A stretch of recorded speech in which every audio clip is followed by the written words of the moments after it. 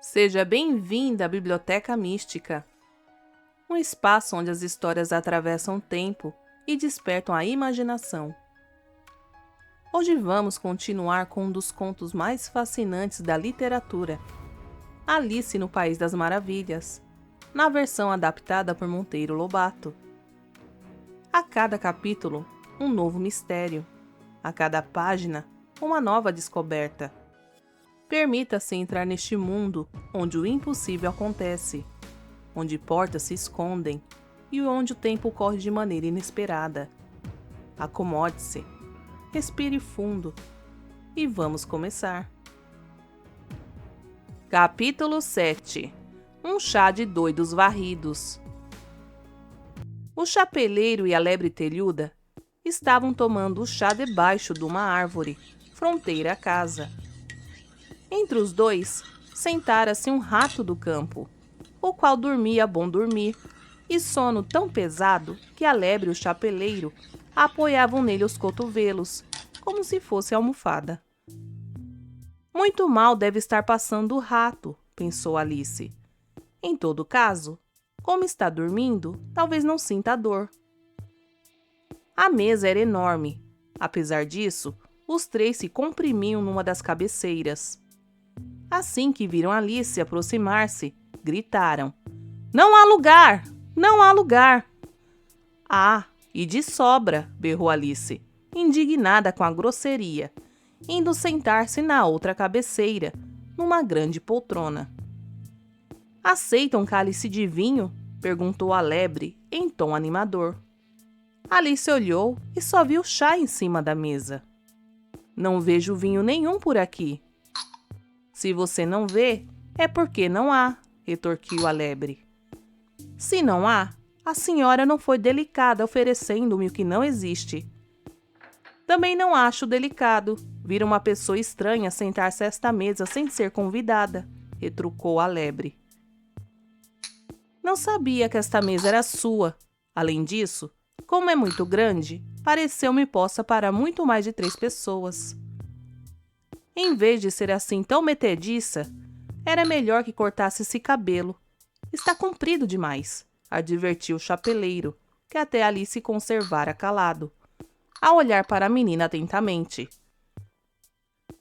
Alice respondeu com severidade: "É a maior das grosserias fazerem-se alusões pessoais, como essa que o senhor acaba de lançar. Ouviu?" O chapeleiro arregalou desmesuradamente os olhos e saiu-se com um disparate que não tinha a menor relação com a conversa. "Em que é que corvo se parece com uma mesa de escrever?" "Ora, graças que mudou de assunto", pensou Alice. "Gosto de decifrar enigmas e adivinhações." E disse em voz alta: "Creio que adivinho." "Quer dizer que é capaz de responder a questão direitinho?" perguntou a estúpida lebre. "Está claro." "Então diga o que quer dizer." "Eu quero dizer o que penso, o que dá na mesma." "Não, senhora", contestou o chapeleiro. "Se assim fosse, vejo que como seria o mesmo que como que vejo." "Está claro", emendou a lebre. "Se assim fosse, você poderia dizer que quero o que tenho, era o mesmo que tenho o que quero." "Claríssimo", ajuntou o rato do campo, que parecia falar dormindo. "Se assim fosse, você poderia dizer que respiro quando durmo, era o mesmo que durmo quando respiro." "Isso, aliás, é verdade com você", disse o chapeleiro dirigindo-se ao rato.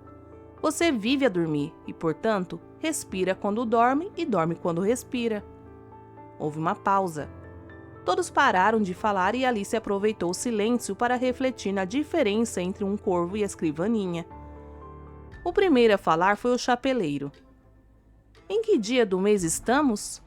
perguntou, tirando o relógio do bolso e olhando as horas atentamente, depois de umas sacudidelas. Alice fez a conta e disse que estavam a 4. "2 dias de diferença", suspirou o chapeleiro. E dirigindo-se à lebre com ar aflito: "Torna a repetir que a manteiga não serve." "Era melhor que havia", respondeu a lebre humildemente. "Sim, mas está cheia de migalhas de casca de pão. Aposto que você a tirou da lata com a faca de pão. A lebre veio examinar o relógio que o chapeleiro tinha na mão e fez também cara aflita. Pegou-o, meteu-o na xícara de chá e, depois de o mirar e remirar, repetiu o que já havia dito. Não havia manteiga de melhor qualidade. Alice também observara o relógio, espiando por entre as orelhas da lebre. Que relógio esquisito! Exclamou. Marca dias em vez de horas. E que mal há nisso? Inquiriu o chapeleiro. Por acaso marca o seu relógio os anos? Seria absurdo, porque durante um ano qualquer relógio acaba a corda muitas vezes. Por isso, não há relógio que marque ano. É justamente o que acontece com o meu, disse o chapeleiro, deixando a menina completamente atrapalhada. Alice não pôde compreender coisa nenhuma, não achando nenhum sentido nas suas palavras, e declarou: Não compreendi muito bem o que o senhor disse. Em vez de responder, o chapeleiro gritou. O rato do campo dormiu outra vez e despejou-lhe chá no nariz, fazendo-o sacudir a cabeça com impaciência. Claro, claro, disse o rato sem abrir os olhos. Era precisamente o que eu ia dizer. Já resolveu a charada? Perguntou de repente o chapeleiro, voltando-se para Alice. Não, e desisto. Qual é a resposta? Diga, estou ansiosa. Também nunca achei a resposta, retorquiu o chapeleiro. Nem eu, ajuntou a lebre. Alice danou. Creio que poderiam fazer coisa melhor do que matar o tempo propondo charadas que não têm solução, disse em tom irônico. Se você conhecesse o tempo tão bem como eu, não falaria em perder tempo. O tempo é o tempo. Não sei o que quer dizer com isso. Naturalmente que não sabe, disse o chapeleiro. Estou certo de que você jamais falou com o tempo. É possível, retrucou Alice. Mas em minhas lições de música costumo marcar o tempo. Assim, batendo o compasso. Compreendo. Naturalmente, de tanto bater o compasso, você fez que o tempo se magoasse. E está ele agora de mal com você. Se você estivesse de bem com o tempo, ele ajudaria a fazer do relógio o que quisesse. Por exemplo, suponha que são 9 horas da manhã, isto é, hora de começar a lição. Era só piscar um olho para o relógio, e ele punha-se a correr e logo estava marcando o meio-dia. É assim que o senhor faz? Perguntou Alice. O chapeleiro meneou a cabeça. Não, disse ele. Briguei com o tempo no mês de março, último, justamente antes dela ficar maluca, e apontou para a lebre com a colher de chá. Foi isso no grande concerto, dado pela rainha de copas. Eu tinha de cantar uma cantiga que com certeza você sabe, o Pequeno Morcego. Sei qual é. Pois é, continuou o chapeleiro. Estava cantando isso, e vai de repente a rainha me interrompe, gritando. Este sujeito está matando o tempo! Corte-lhe a cabeça! Que malvada! Exclamou Alice. E desde então, prosseguiu o chapeleiro com voz abatida. O tempo não faz nada do que lhe peço. Este meu relógio marca sempre os 5 horas. Alice teve uma grande ideia. É por isso que o chá está sempre na mesa. Compreendo agora. Chá dá 5. Justamente, continuou o chapeleiro com um suspiro. Como são sempre 5 horas, o chá das 5 horas está sempre na mesa. E nem temos tempo de lavar as xícaras, porque nunca se passa a hora do chá. E o mais que fazem é mudar de lugar, observou Alice. Isso mesmo, mudamos de lugar.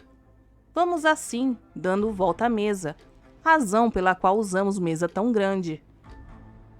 Mudemos de assunto, disse a lebre bocejando.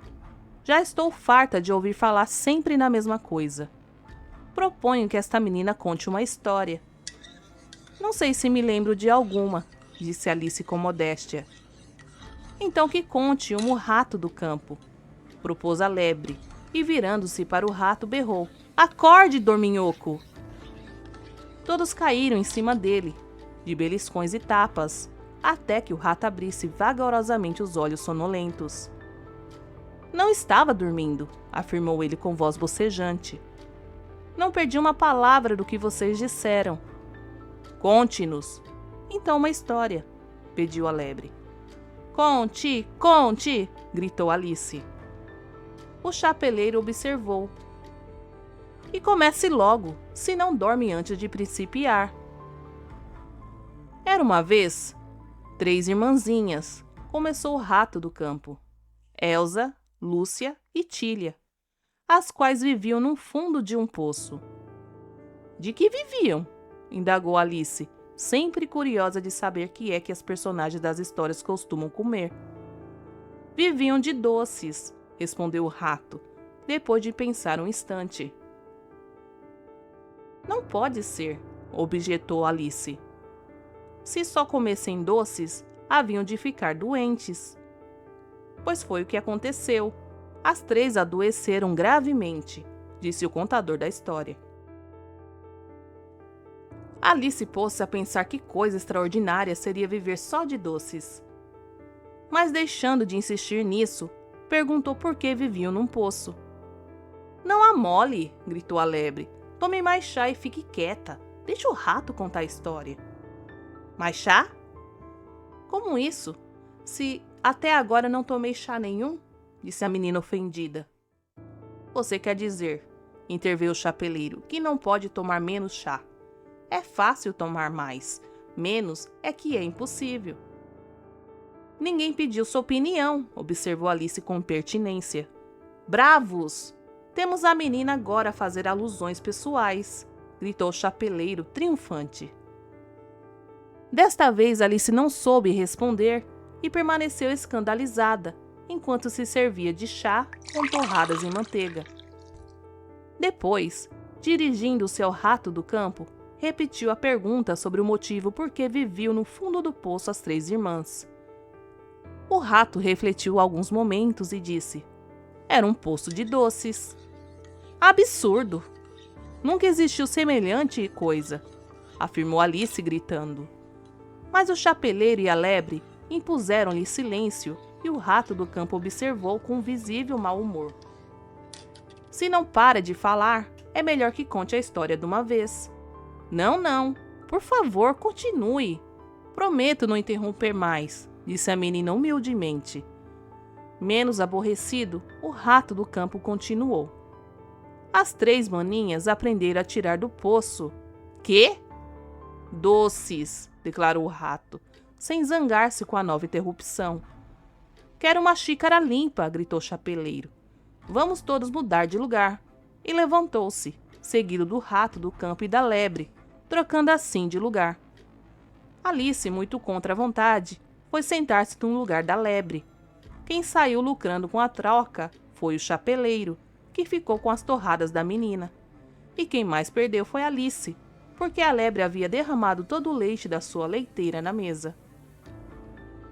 A menina não queria novamente ofender o rato com as suas interrupções, mas não resistiu à tentação de perguntar. Mas como tiravam elas o doce do poço? Assim como se tira a água de um poço d'água, assim também se tira doce de um poço de doce, explicou o chapeleiro. Mas as irmãs estavam no fundo do poço, e não fora dele, objetou Alice. Isso lá é verdade, confirmou o rato do campo, deixando Alice tão aturdida que resolveu calar-se e não mais perguntar coisa alguma. O contador da história, já com os olhos pesados de sono, bocejava, esfregava a cara e dizia, continuando a sua horrível narração: as 3 irmãs aprenderam a tirar do poço muitas coisas. Todas as coisas que começam por M. Por que M? Interrompeu Alice. E por que não M? Interveio a lebre. Alice calou-se. O rato do campo tinha fechado os olhos e ia adormecendo.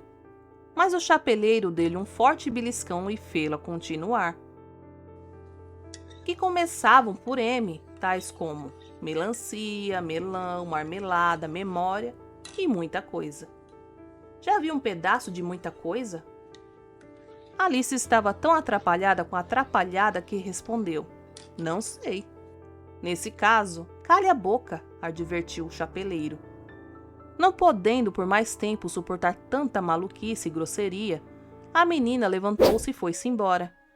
O rato do campo aproveitou o incidente para adormecer de novo e os outros nem deram pela sua saída.